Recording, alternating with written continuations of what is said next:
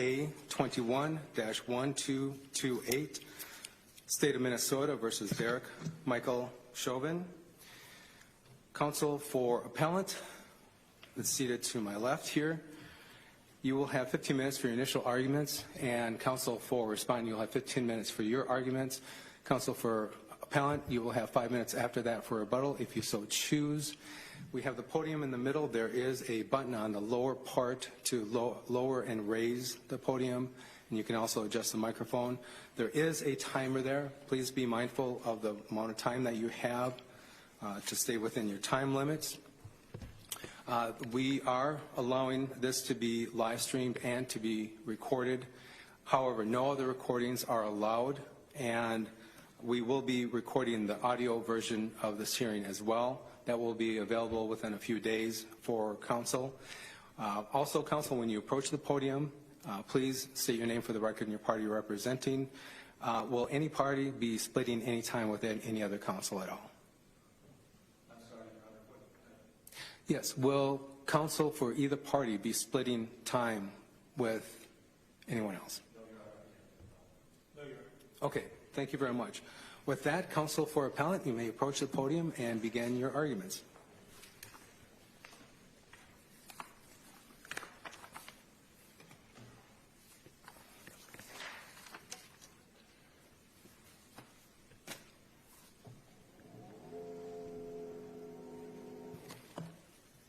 Good morning, Your Honors. My name is William Mormon. I represent appellant Derek Chauvin. May it please the court, counsel. I do want to note, unfortunately, before I begin my argument, I had an oral argument before the Court of Appeals last week, and it wasn't a big problem in that courtroom, but it is here. 8 years ago, I lost my hearing in my left ear, so I've got single-sided deafness that may cause some issues hearing things. In addition, when two people are talking, and that can include myself, it all turns into a jumble. So if the court asks me a question in the middle of my argument, which is, of course, legitimate, I may ask you to repeat it. Not a problem. Feel free to let us know at any time, and we'll make sure to try to speak up as loudly as possible to make sure. But please let us know if you have any issues at all. I will, and you'll often see me when you talk tilting my head this way, and that's to direct my ear towards you. The primary issue on this appeal is whether a criminal defendant can get a fair trial consistent with constitutional requirements in a courthouse that's surrounded by concrete block, barbed wire, 2 armored personnel carriers, and a squad of National Guard troops, all of which or whom are there for one purpose: in the event that the jury acquits the defendant. I want to begin my argument today, and most of my argument today, focusing on the issue, constitutional issue of the pervasiveness of the pretrial publicity in this case, combined with a factor that's not often found in cases regarding a fair trial, and that's physical pressure on the courthouse and the courthouse participants. Counsel, I understand that you want to address that issue, and I certainly want to discuss that one. But before we get to that issue, there's one other I wanted to talk about briefly, and that's with respect to the Schwartz hearing. Yes. And would you agree that with respect to jury questioning, that Chauvin had the opportunity to question all of the jurors, including Juror 52? Yes. Okay. Would you agree that the district court has, under case law, fairly broad discretion on whether to grant or deny a request for a Schwartz hearing? Yes. Okay. And would you agree that case law also recognizes that a district court does not abuse its fairly broad discretion when a defendant has an opportunity to question a juror, even if there is a basis to hold a hearing? That I don't agree with, because in this case the juror answered juror questionnaires falsely that were directly relevant to the issues in the case with ferreting out potential juror bias. But that's a fairly accurate paraphrase from the Stofflet case, that a district court does not abuse its broad discretion when a defendant has an opportunity to question a juror, even if there is a basis to hold a hearing. In other words, we give fairly broad discretion to the district court in terms of its decisions. That's true. I think there's an exception when you get a false question to a jury questionnaire. I mean, there were four items we pointed out in our brief. The most important one to me is the questionnaire asked whether or not the participants had attended any kind of rallies or protests related to police brutality, and juror 52 attended the rally in Washington. I don't think rally was the word that was used in that question for the juror. I think the question was protests. Yes. And even in Chauvin's briefing below, as well as the briefing to this court, it identified and referred to that as a march, the event in Washington as a march. And there were specific questions that were asked, but in terms of protests in Minneapolis, and he answered no, which was truthful. He didn't. That's correct. Yeah. But the question on protests, the broad question on protests did not include the word march. And even Chauvin appeared to acknowledge that that was a march. It wasn't a protest. I don't see in the context of this case the difference between those two items. Well, I think it is. Your briefing seems to acknowledge that there is a difference because those two words were not used synonymously. So I don't see how that testimony is false. If I think in terms of a juror questionnaire, the juror questionnaire would get quite lengthy and wordy if you had to tease out every word like that. That's what voir dire is for, though, to be able to expand on the questionnaires and ask those probing questions. And case law is clear that the burden for asking those probing questions is on the defendant. I understand that. I still think in the context of this case, the juror was not forthright in answering that question, yes, and acknowledging that he had attended a rally, protest, march, whatever in Washington that was directly connected to this case.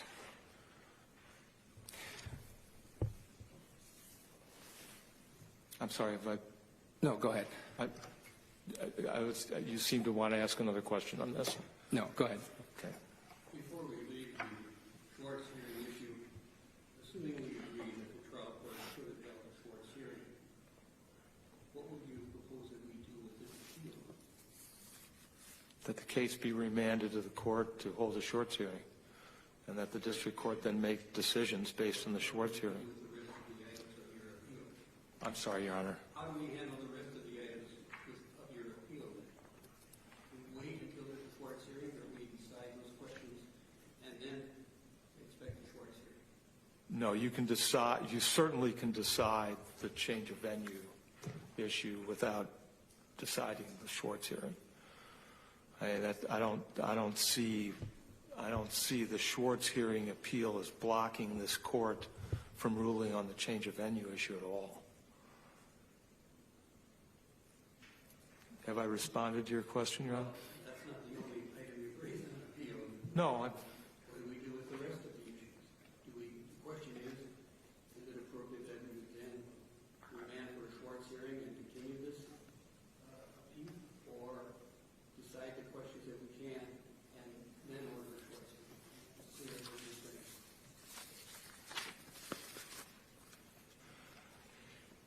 If the court rules in my favor, or my client's favor, on the other issues we've raised on appeal, that means there's going to have to be a new trial.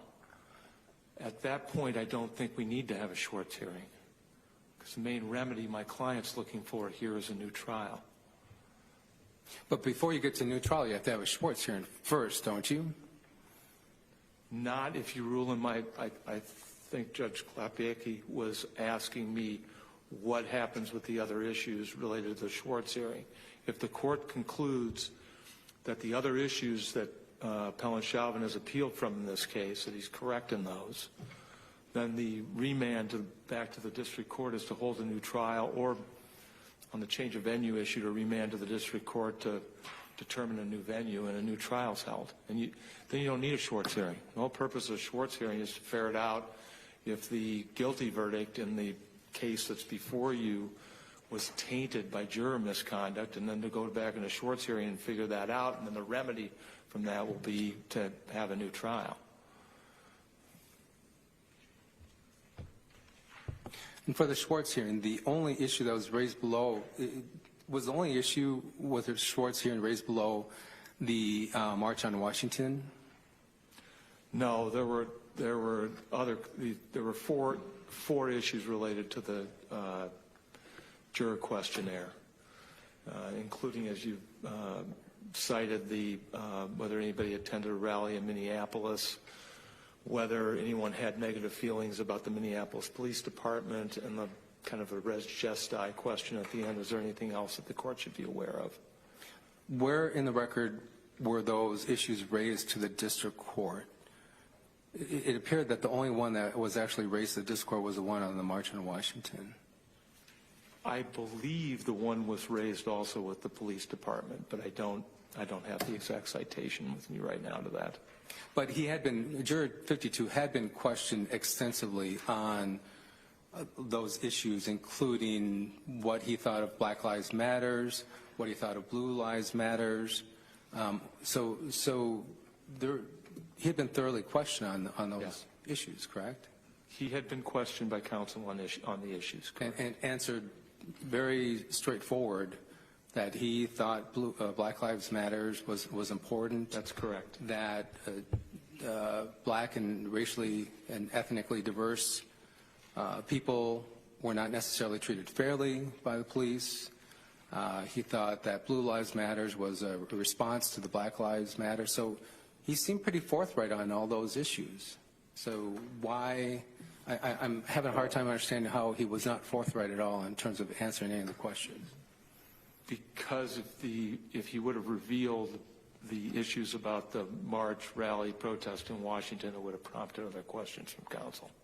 Which goes back to, isn't it counsel's duty to ferret out those questions and ask those probing questions? And what I would say, you're kind of identifying a chicken-egg thing. And I think if jurors are not fully forthright in the juror questionnaire, then it's not possible for counsel to inquire into those areas in any depth. Which goes back to the standard of review that we have, which is very deferential. We're only an error-correcting court, and we give great deference to the district court's discretion, which here is very broad, to deny it even if there are reasons, if there is an opportunity by the defendant to ask those questions. Yes. Okay. Thank you. So,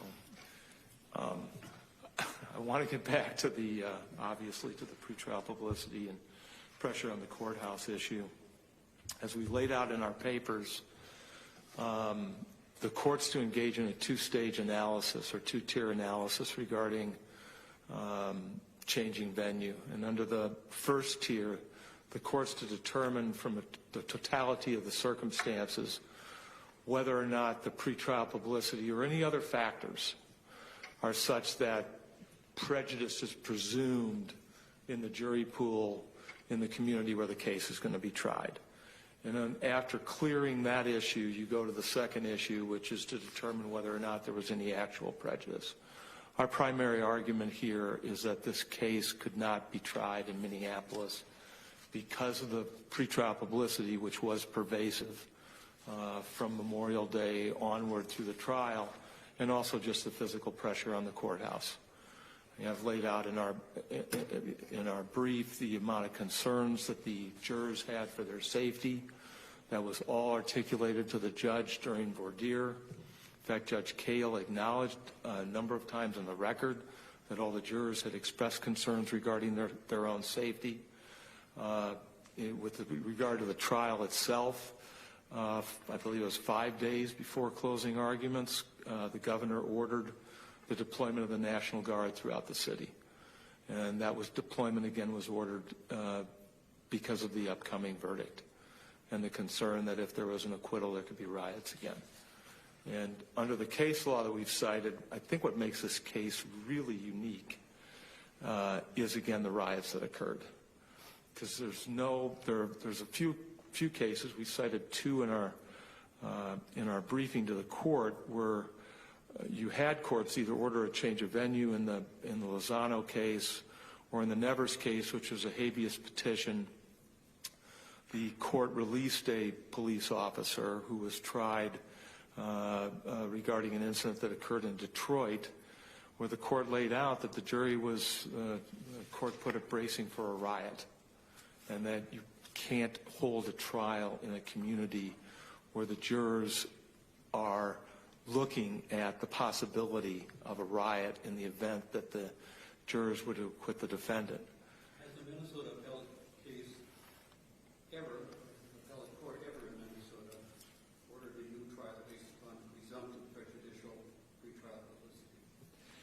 I couldn't find a case that did, Your Honor, and the state has argued extensively in the response brief that this two-tiered analysis I've laid out under federal law, under the federal Constitution, somehow doesn't hold in Minnesota.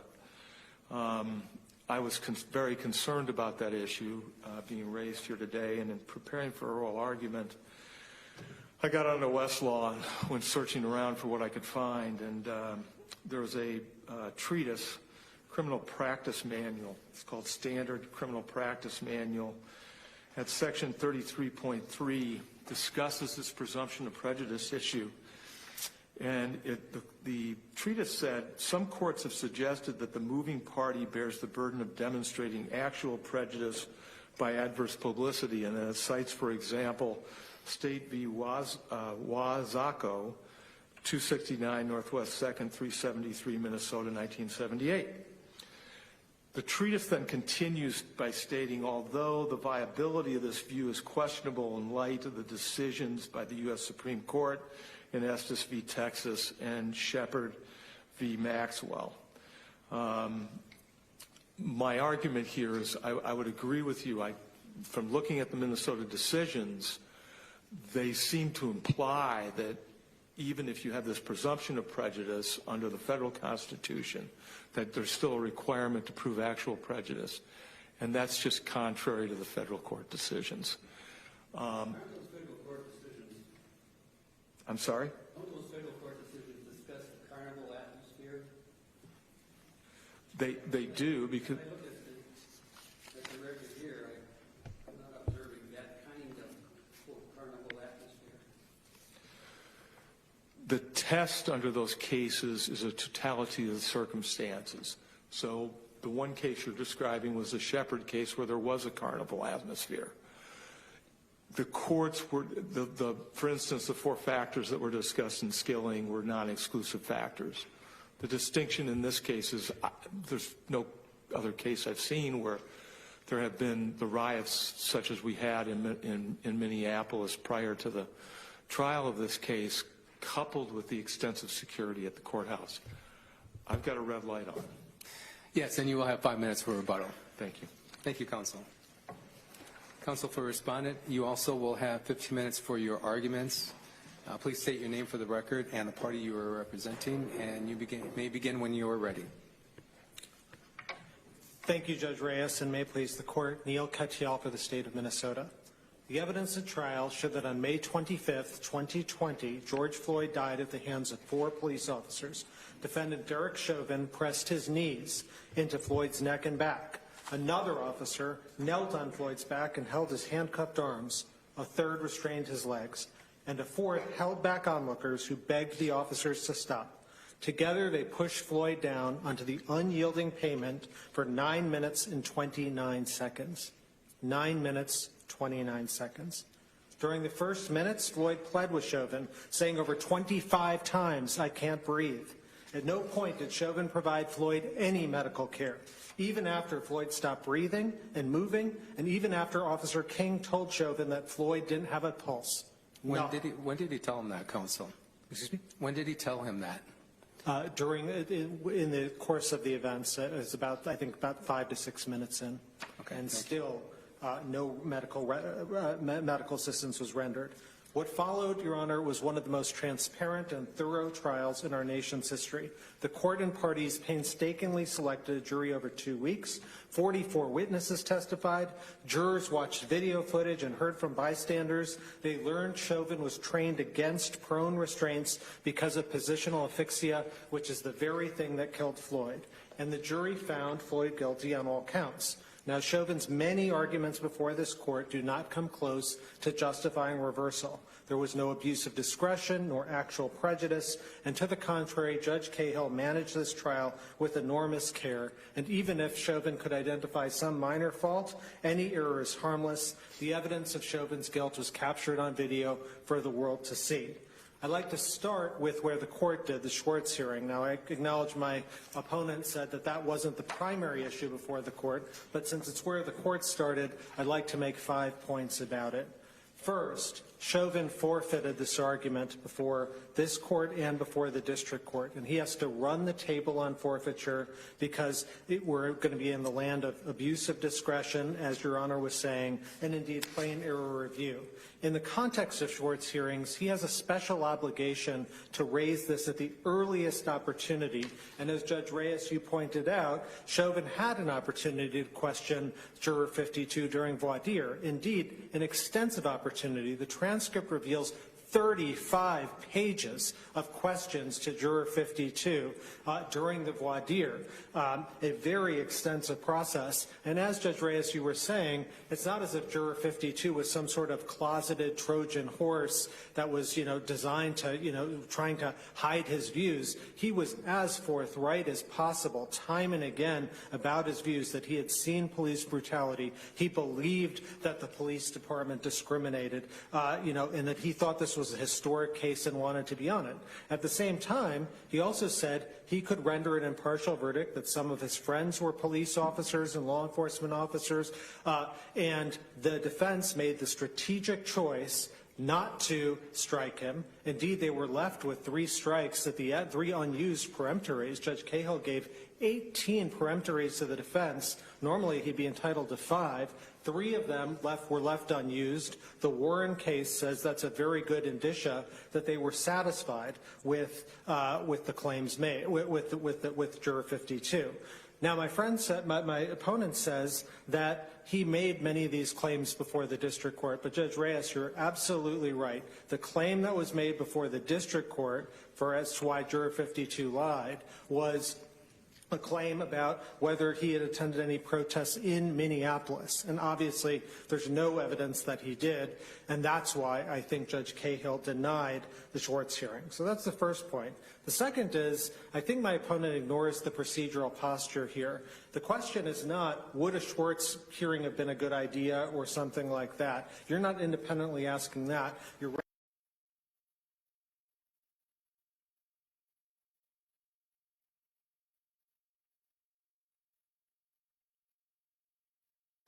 given to the trial court. That is what the Benedict case says, and as well, Your Honor, Judge Reyes, what you were pointing out, the Stofel case says that as well. The third thing is that I think my opponent's brief misstates the law about larceny, because they quote one sentence from Larson which says that they can make a prima facie case, but then it goes on to say that the state can rebut that prima facie case, and only if a juror has, quote, necessarily lied do you get a Schwartz hearing. And with respect to the question that they are isolating, was there a protest in Minneapolis that you attended, there's no claim that he necessarily lied. And most, I think, the evidence shows an honest mistake. I mean, Juror 52 wasn't trying to hide the ball or anything like that. He was very clear about his views of police brutality and racism, as I said. And the standard for a Schwartz hearing is that he had to have necessarily lied, which I don't think they come close to doing. And it's also important to remember that Juror 52's own explanations in the media stories that they point to explain he didn't lie. The Juror 52 said, quote, it was 100% not a march for Floyd, that it was the 57th anniversary of the MLK anniversary. He said he, quote, did not attend the protest on behalf of George Floyd. When asked whether this could be interpreted as a protest related to Floyd, he said, not even close, not even close. And, Counsel, you would acknowledge, though, that there were people who were discussing, advocating, and speaking on the death of George Floyd and this particular case here, correct? Sure, Your Honor, absolutely, but I don't think that makes it a necessary lie. And I think the reason why that question is on the questionnaire, which was formulated with input from both sides, is because you're trying to ferret out someone's attitudes as a juror. Are you trying to see, do they have some sort of bias or predisposition to rule a certain way?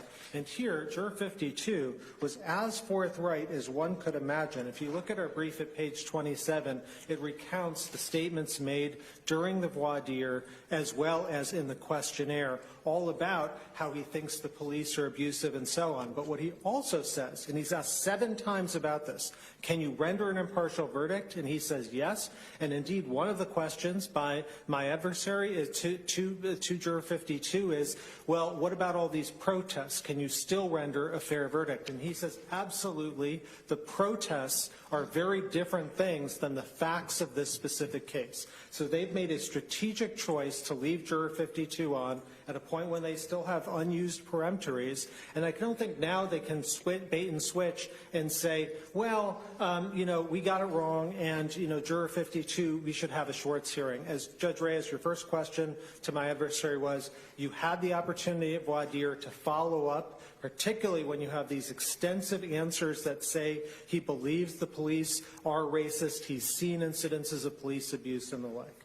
Assuming we might disagree with you, how do you propose that we would handle a remand for a Schwartz hearing? Yeah, I think you would remand for only the Schwartz hearing and nothing else. I'd caution the court very strongly against that, because if you do that here, then you're going to have it in every high-profile case. Remember, Your Honor, the Minnesota Supreme Court in the Larson case said that you have to be careful about accusations against jurors, and this was before an age of social media. I mean, if what they've done here, this kind of sandbagging is permitted, in every high-profile case, the defense, after a guilty verdict, will scrutinize the jurors' Twitter, Facebook, social media. I appreciate that argument. My query is more to what do we do with the rest of the issues on appeal?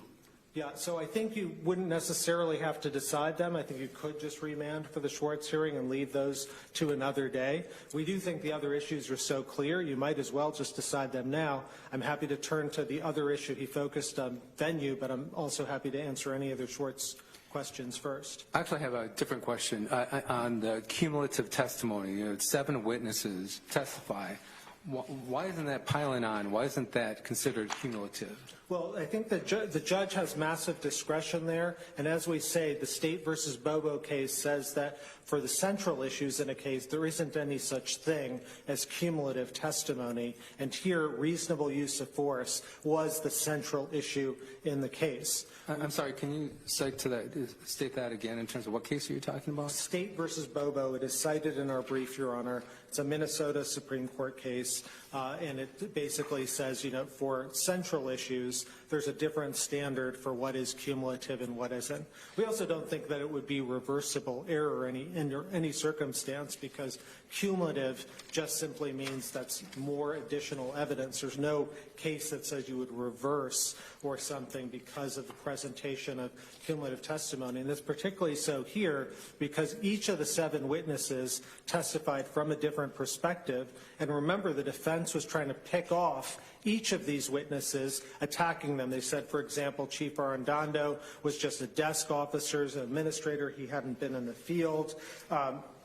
And they said, another witness was a national standards expert and wasn't relevant, even though this court's decision in Noor permitted it. So they were trying to attack each one of these, and that's why we as the state did present a comprehensive picture to the jury of this central issue in the case. Well, you also argued in your brief that you thought that any effect of it would be cumulative. Any cumulative effect would be harmless. And you cited the McDonald-Richards case, but I'm not sure I read that case the same way that you do. I don't think it analyzed whether evidence was objected to as cumulative, but whether the error was inadmissible as an inadmissible statement was harmless because it was cumulative of other evidence. That's a different standard. than what we have here. We quite agree with that, Your Honor. I think our point is that Rule 403's prohibition on cumulative testimony, it's really about efficiency concerns, and there aren't cases that say that you reverse because of the presentation of cumulative evidence. And we'd also point out here that Judge Cahill was very solicitous of the concerns about cumulative testimony and indeed restricted our ability to use these witnesses because of that concern. So I think what Judge Cahill did was absolutely in the heartland of what trial court discretion is all about. You'd really have to find an abuse of discretion for the first time on cumulative testimony. And here, again, each of the witnesses testified for a distinct perspective and in a circumstance in which the defense was trying to pick off each of the different witnesses, saying that they weren't qualified or something like that. And so that's why we decided to present that full picture to the jury on that central issue.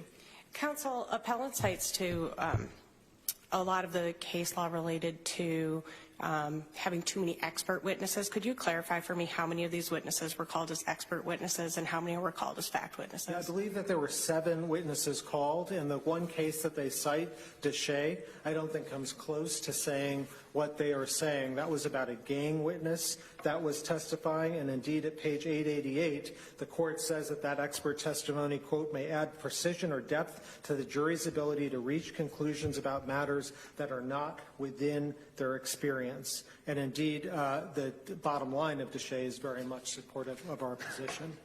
If I could just say a few words about venue, because that is our argument that my friends wanted to start with. And I'd say 5 things. First is that they don't meet the standard, as Judge Reyes, you were suggesting, of clear abuse of discretion and actual prejudice. Presumed prejudice has almost never happened. Your Honor, as you were saying, the one example is Shepard. And in Shepard, what the U.S. Supreme Court said is even in that Bedlam proceeding, if a trial judge managed it correctly through voir dire and through instructions to the jury, even with that Bedlam, that would have been permissible. Here, the district court used extensive procedures for a fair trial, the jury questionnaires, individual voir dire lasting 2 weeks. The Skilling case, the U.S. Supreme Court held it with a 5-hour voir dire in a far more carnival-like atmosphere than the one that was going on in this case. There were 18 strikes given to them. The Warren case says, on venue challenges, if you have unused strikes left at the end, that's a very good indicia that the defense was happy with the jury.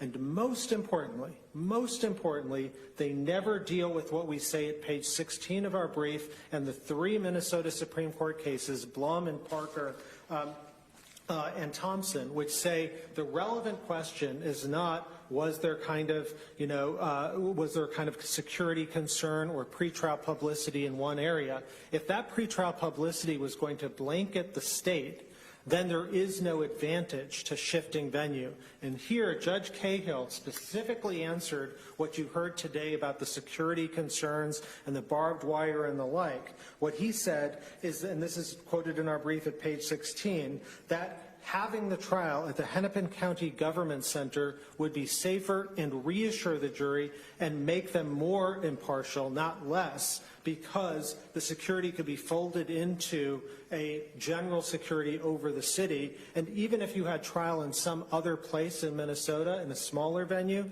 he said the security would stand out and you'd have the same fears of civil unrest there. And so he's made all of those findings on the record at document 192 at pages 4 to 5. Counsel, I have one more question that I'd like you to address briefly, and that is whether a police officer can be convicted of a second-degree felony murder involving the predicate felony of third-degree assault and discuss reasonable force as well as whether or not that creates a strict liability, which is, I believe, appellant's argument. Yes, absolutely. So that argument will be reviewed on plain error. It's not an argument that they made below, and we think that that kind of 007 license to kill idea is absurd, because even if you spotted everything in their legal argument about how police officers generally couldn't be guilty of felony murder, here Chauvin acted with special danger to the individual, the jury found. The special danger, I mean, that goes to appellant's argument, though, that there should have been a jury instruction, which the district court denied. Are you saying that the district court did abuse its discretion then by denying the request for special danger jury instruction? No, the district court did everything right. There's no need for an instruction because the Minnesota Supreme Court on 2 different occasions in the Anderson case and in the Cole case have said that when it's a crime against the person, you don't need any sort of special danger instruction. Your Honor, what I was saying was you don't even need to get there as to the question of whether there's a special danger instruction that was required or not, because here the jury necessarily found that in finding the second-degree manslaughter conviction of Chauvin. And so there's case after case that says that when there's an assault, that is a predicate felony for the felony murder doctrine. And my opponent's argument on the other side is to say, well, that'll be a strict liability offense for police officers. That is absolutely wrong. Unreasonable use of force is always required. That's always the safeguard against this. And, you know, if anything, the Graham standard, which has been incorporated into Minnesota law, has been criticized as being too friendly to police officers. But here, that's what the jury was instructed on. The jury absolutely found that under that standard, Derek Chauvin acted with unreasonable force, 9 minutes and 29 seconds on George Floyd's neck. Any questions, Judge Larson? Judge Klopach? Thank you, counsel. Counsel for appellant, you will have 5 minutes for rebuttal.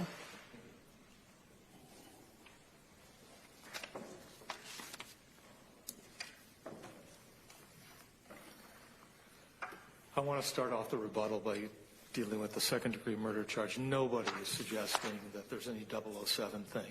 The problem with using the felony murder rule under the second-degree murder statute is there's no intent. There's no intent instruction. Well, there's an intent instruction. There's a general intent instruction because you have the assault. That's a general intent offense. Fair enough. I'm sorry. The problem with a police officer, the intent instruction for assault, and I don't want to waste a lot of time on this, is the intent to touch. Minnesota Supreme Court has held it's not the intent to injure somebody. And the problem with a police officer when they are arresting somebody is they have to touch them. So you basically eliminate the intent. Right, but you still have the reasonable standard, and that's under the statutes as well. That's correct, but that's an objective standard. I mean, it's unusual to have a murder charge with no finding by or no instruction of the jury of any kind of subjective intent of the defendant. That's the argument we were making. Right. It is an objective standard, but I think what your argument, I understand your argument to be a strict liability. It creates a strict liability for police officers. Yes. But the Dorn case seems to undercut that argument, doesn't it? I disagree with that analysis because of the way the felony murder statute is set up in Minnesota on assault. As we've laid out in our papers, Minnesota is a minority of jurisdictions where assault, most states do not allow felony murder where the predicate felony is an assault. Right, right. And I understand that argument, but we're an error-correcting court. If that is going to change, that has to be changed by the Minnesota Supreme Court or the legislature. That's not for us to change that. And I made that clear in my brief. Okay. I said that in my brief. I just don't want to get up to the Minnesota Supreme Court and say, why didn't you raise this below? You waived it. Fair enough. I made it clear in my brief that you're bound by that precedent. Okay. Fair enough, counsel. I want to get back to the venue issue. I want to make a couple of points with it regarding to the presumption of prejudice. Number one, it's not subject to any kind of abuse of discretion standard. That is a de novo review. I spent quite a bit of time reading the Skilling case, and one of the things I've done in my career, which may sound a little bit odd, at times I've used statements by the dissents in cases because the dissent sometimes will more accurately or concisely convey what the majority did. So in the Skilling case, Justice Sotomayor wrote the dissent. She made very clear in the dissent that there's this presumption of prejudice standard that you have to go through first. But one of the quotes I wanted to cite from her dissent was, she stated, as I cited earlier, the Estes and Shepard cases. This is the quote from the case. Estes and Shepard thus applied Rideau's, another Supreme Court case, insight that in particularly extreme circumstances, even the most rigorous voir dire cannot suffice to dispel the reasonable likelihood of jury bias. That analysis shows that this has to be a de novo standard.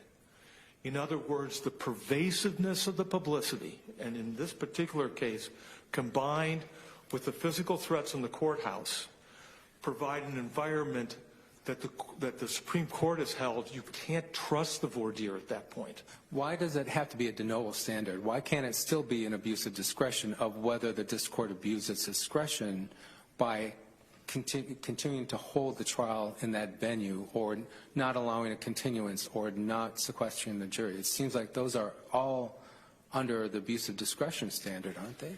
Typically, abuse of discretion applies when a trial judge is evaluating some kind of testimony and weighing. Well, it's more than that. It's also for evidentiary hearings, issues, I'm sorry, as well as basically trial management. Correct. I understand that. And motion to transfer venue, and sorry. I'm sorry, we were both talking. Yeah. Go ahead. Yeah. Go ahead.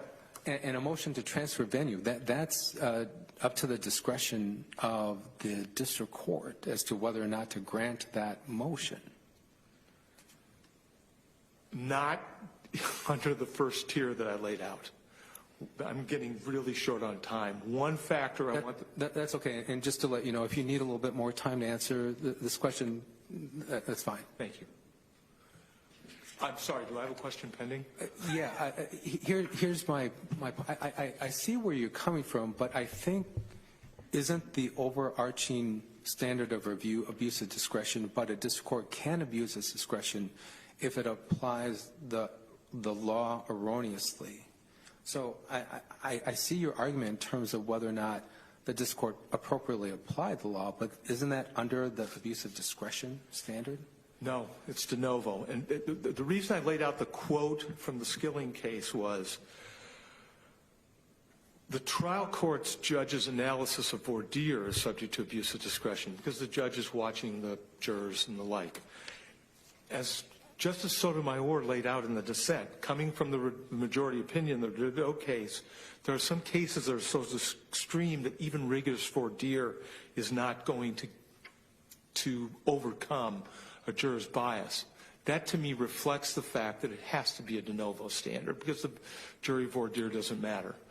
Before I end, the one last thing I wanted to say, and I wanted to say this at the beginning, the other problem with this case that makes it very unique is Mr. Cahill laid out that no matter where this case got moved, it wouldn't matter because people would know about it and the like. The difference here is the jurors that sat on this jury had a stake in the outcome of the case because they lived here where the riots occurred. If this case gets moved out of state, the likelihood of having riots in the community where the jurors are living, I believe, will be zero. Thank you. Judge Larson, Judge Klopek, any other questions? We ran a little bit over, but I want to make sure that you had the opportunity to answer the question fully. So thank you very much. Thank you, Your Honor. Counsel for both parties, thank you very much for the briefing. It was very extensive, very thorough, and we appreciate that. Oral arguments were excellent. We will be issuing our opinion within the 90-day statutory time frame. Thank you all. Take care and stay safe.